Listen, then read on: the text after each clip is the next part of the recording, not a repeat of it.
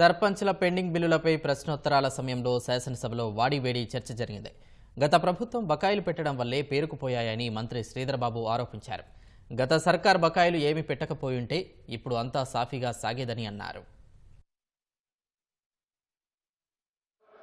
ప్రతి నెల 270 కోట్ల రూపాయలు రిలీజ్ చేసిన తర్వాత బకాయిలు ఉంటాయి అధ్యక్ష. మేము డిసెంబర్లో ప్రభుత్వాన్ని ఏర్పాటు చేయడం జరిగింది. ఫిబ్రవరి మాసంలో సర్పంచుల పదవీ కాలం పూర్తయింది. ఒకవేళ ఉన్నా ఒక నెల కాల సంబంధించిన బకాయిలు ఉంటుండే.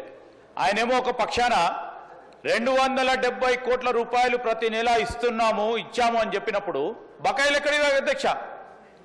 ఎక్కడైనా తీసుకొచ్చి పెట్టుకున్నారు అధ్యక్ష?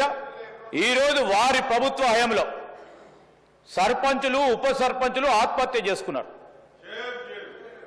వారు సమాధానం చెప్పాలా.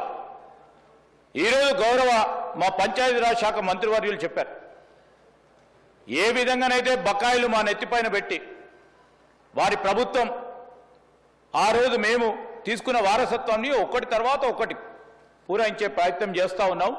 ఈరోజు కూడా సర్పంచులకు కానీ ఎంపీటీసీలకు సంబంధించింది కానీ జెడ్పీటీసీలకు సంబంధించిన ఏవైతే బకాయిలు గత ప్రభుత్వాలు ఇవ్వకుండా పోయినాయో ఒకటి తర్వాత ఒకటి పూరించే కార్యక్రమం చేస్తూ ఉన్న సందర్భాన్ని ఈరోజు మరొక్కసారి మా గౌరవ సర్పంచులు మాజీ సర్పంచులకి ఇతర సభ్యులకు కూడా మేము మీ ద్వారా తెలియజేస్తా ఉన్నాం అధ్యక్ష.